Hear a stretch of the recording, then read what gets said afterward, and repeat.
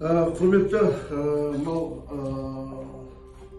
азаматтар, азаматшалар, тиісті мекеме басшылары, құқық қорғау қызметінің органдарының басшылары, мынау екі азаматша ол кісінің қазір отбасында бір жағдай болғаннан кейін балаларын алып келіңдер деп әкесі айтып отыр.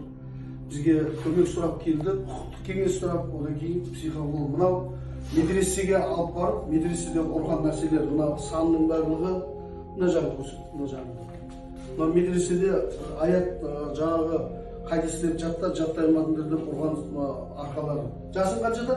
Мен жасым 9-да. 9-да. Сен жасың? Атың кім? Сенің атың? Батырхан. Мына екі кішкентай балалардың денесіндегі жағдайды көріп мен таң қалып отырмын. Біз Шымкент қаласында медресенің аты қандай? Медресеміз үйде. Осында үйде береді, сабақ бере ма? Дін сабағын береді, да? Аты жөні кім ол мұғалімнің? Ұстаз. Рүстем ұстаз ба? Аты қандай?